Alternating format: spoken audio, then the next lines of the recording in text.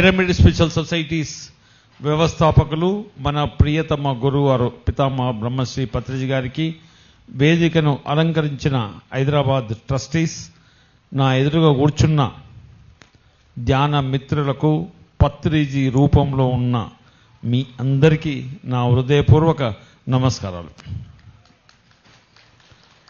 ఉదయమే చెప్పాను, ఈ జగన్నాథ గట్టు మామూలు క్షేత్రం కాదు. ఈరోజు ఇలా కనిపిస్తుంది గుట్టలతో, రాళ్లతో, చెట్లతో. రాబోయే రోజుల్లో నమ్మినా నమ్మకున్నా ఇది ఒక గొప్ప క్షేత్రం అవుతుంది. పత్రిజీ గారు కలలు గన్న 1,00,000 మంది పిరమిడ్ సైనికులను, ధ్యాన ప్రచార సైనికులను ప్రపంచంలో ఎక్కడ ఏ విపత్తు ఏది వచ్చినా ఇక్కడి నుంచి ఈ పిరమిడ్ సేవాదళ నుంచి పోయి ప్రపంచం నలుమూలల తిరిగి ఆ సేవ చేసే అలాంటి ఒక్కో గొప్ప టీం తయారవడానికి అభివృద్ధి అవుతున్న హెడ్ క్వార్టర్స్ ఈ జగన్నాథ్ గట్టులో జరుగుతున్న పిరమిడ్ సేవాదళ్ క్షేత్రానికి ఒకసారి గట్టిగా ఆ బృందానికి చప్పట్లతో మనం వారికి బ్లెస్సింగ్ తెలుపుదాం. అతి త్వరలో ఈ ప్రాజెక్ట్ కావాలని. అయితే కైలాసపురి విషయానికి వస్తే కర్తాలు చూడని వాళ్ళు ఇంతమంది చేతులు లేపండి. చూడని వాళ్ళు సరే తక్కువ మంది ఉన్నారు కాబట్టి మనందరికీ తెలుసు. పత్రిజీ గారు చిన్న కొత్త చరిత్ర చెప్తాను, అంటే వారి యొక్క ముందు చూపు ఎలా ఉంటుందని. 2007లో హైదరాబాద్ ఎయిర్పోర్ట్కు దగ్గరలో ప్రపంచంలో అతిపెద్ద ధ్యాన మందిరం కట్టాలని వారి నోటి నుంచి రావడం, అప్పుడే ఒక ట్రస్ట్ బోర్డు ఫామ్ చేయడం, నిమిషాలలోనే వాళ్ళ ఇంట్లోనే అంతా 10 నిమిషాల్లో జరిగిపోయింది.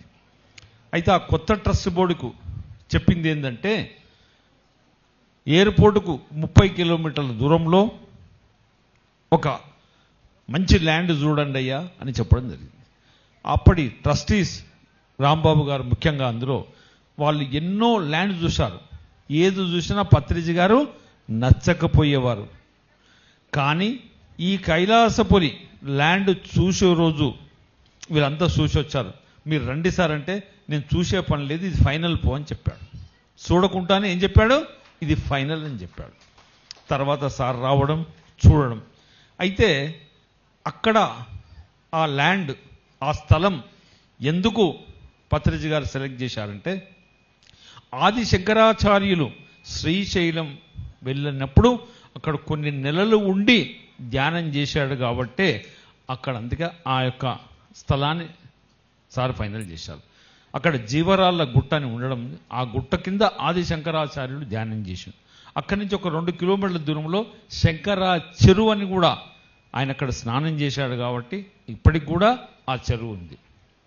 ఇంకా ముఖ్యంగా ఏంటంటే, రోడ్డుకు 5 కిలోమీటర్ల లోపట మన ఈ ల్యాండ్కి ఎదురుగా 40 ఎకరాల చెరువు, తూర్పు హిమాలయ పర్వతాల మాదిరిగా గుట్టలు, అంటే వర్జిన్ ల్యాండ్. ఎయిర్పోర్టుకు 30 కిలోమీటర్ల దూరంలో అత్యంత అద్భుతమైన ఆది శంకరాచార్యులు ధ్యానం చేసిన స్థలాన్ని పత్రిజీ గారు ఆ రోజు వారు ఫైనల్ చేసి, ప్రపంచంలో అతిపెద్ద ధ్యాన మందిరం రావాలని వారు తలంచినప్పుడు 2011లో 2011లో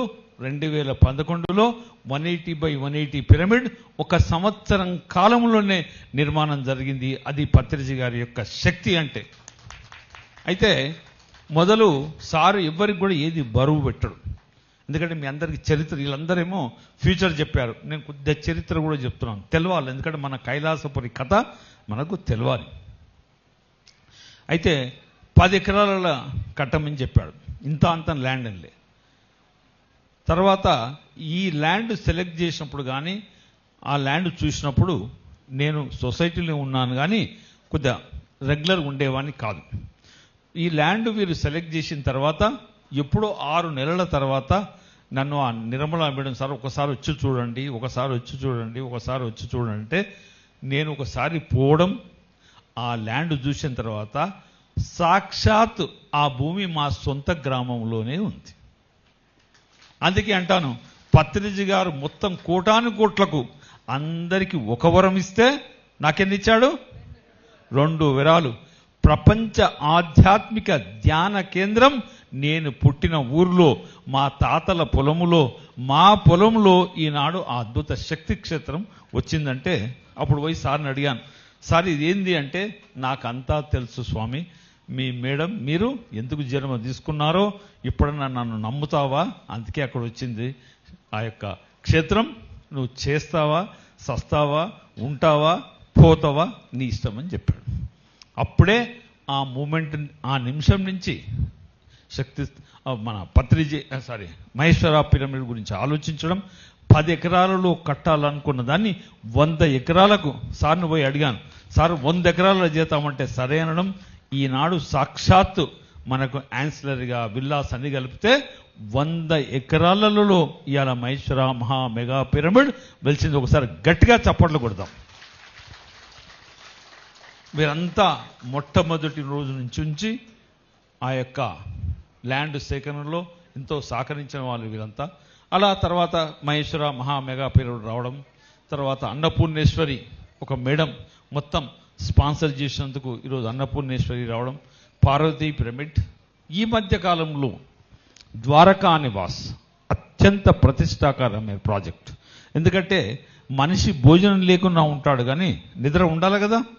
అయితే ప్రపంచ స్థాయిలో ఉండాలని ఒక ప్రణాళిక తయారు చేసి ఒక 20 బెడ్లకు ఒక హాల్ చేసి air conditioned with steel beds తోటి, గ్రనైట్ ఫ్లోరింగ్ తోటి ఒక వరల్డ్ క్లాస్ అమ్యూనిటీస్ తయారు చేశాం. సారు ఒక్కటి చెప్పేవాడు, ఎప్పుడు పిరమిడ్ మాస్టర్ బీదవాడ కాదు కదా, ప్రపంచంలో అత్యంత ధనికుడు ఎవరు?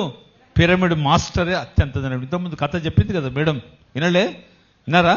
అదే నిజంగా వాస్తవం కథ.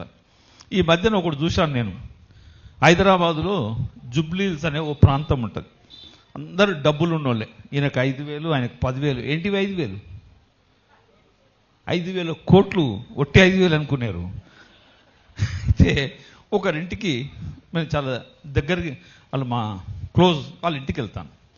ఫస్ట్ ఆ ఇంటి యజమాని అంకుల్ చనిపోయాడు, 85 సంవత్సరాలు. తర్వాత ఆయన భార్య కొడుకు ఉండేవారు. అయితే భార్య ఉంది కాబట్టి ఆయన చనిపోయినాక మంచి ఫ్రేమ్ తోటి మంచి ఫోటో చేపించి పెట్టింది అలా హస్బెండ్ది. తర్వాత 6 నెలలకు ఆమె కూడా చనిపోయింది. సహజం కదా, చనిపోయింది. తర్వాత నేను మళ్ళీ ఎప్పుడు 3-4 నెలల తర్వాత వెళ్ళాను, చూస్తే ఆడున్న ఫోటో లేదు. అయితే ఆమె కొడుకుని అడిగాను, ఏమరా బాబు ఫోటో అంటే, మా భార్య ఇంట లేదు, ఆ ఫోటో కూడా తీసేయమన్నది. అంటే ఆయన ఆ కొడుకు ఎంత ఇచ్చిపోయాడు?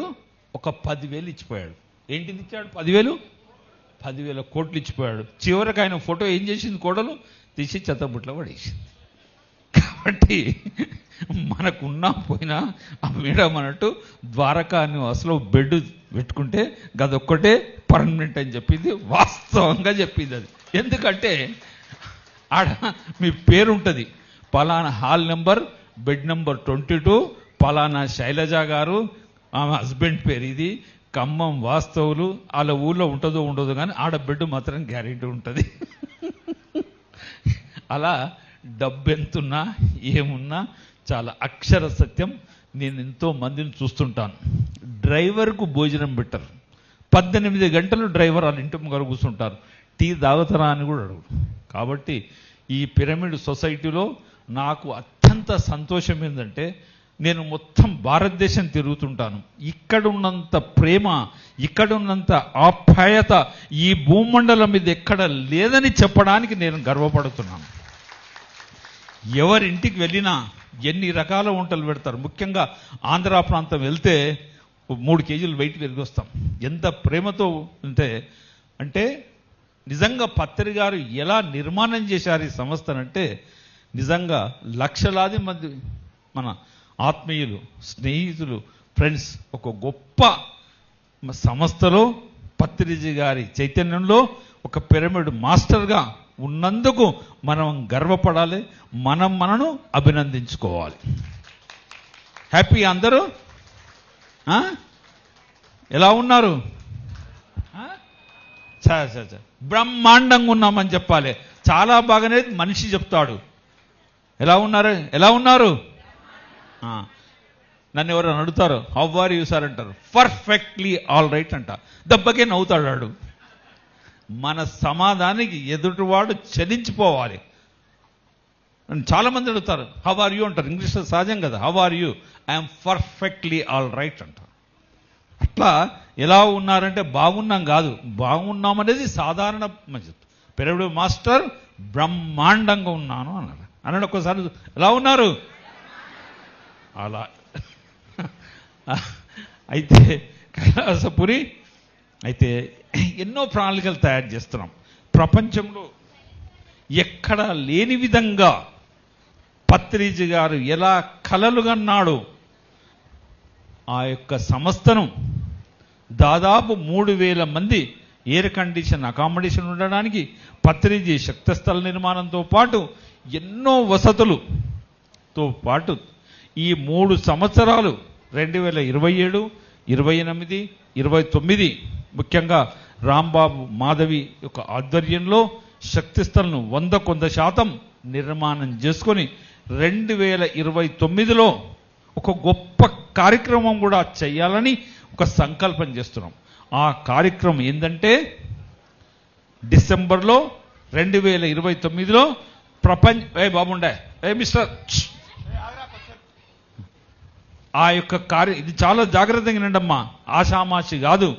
2029 డిసెంబర్ 21 నుంచి 31 వరకు జరుగుతున్న పత్రిజీ ధ్యాన మహాయాగాన్ని ప్రపంచ ఒక మహిళా సభలు జరగాలి. ప్రపంచ ధ్యాన మహాసభలు, మహిళా ధ్యాన మహాసభలు జరగాలని ఆ కార్యక్రమానికి భారత ప్రధానమంత్రిని ముఖ్య అతిథిగా పిలిచి ఈ కైలాసపురి శక్తి క్షేత్రాన్ని ప్రపంచానికి తెలిసే విధంగా అంకురార్పణ చేయాలని కూడా ఒక ప్రణాళికలు తయారు చేస్తున్నాం. కావున అందరు ప్రతి పిరమిడ్ మాస్టర్ అక్కడ పత్రిజీ గారు భౌతికంగా లేకున్నా ఆయన చైతన్యం ఉన్నది. మన తండ్రి గారి ఇల్లు అది, తల్లి గారి ఇల్లు.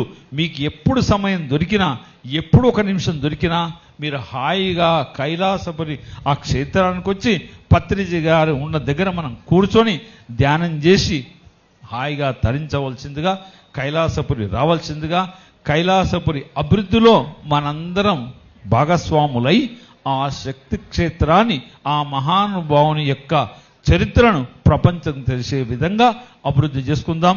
దానితో పాటు ఈ అవకాశం ముఖ్యంగా ఇచ్చిన సేవాదళ వారికి నా కృతజ్ఞతలు. Thank you.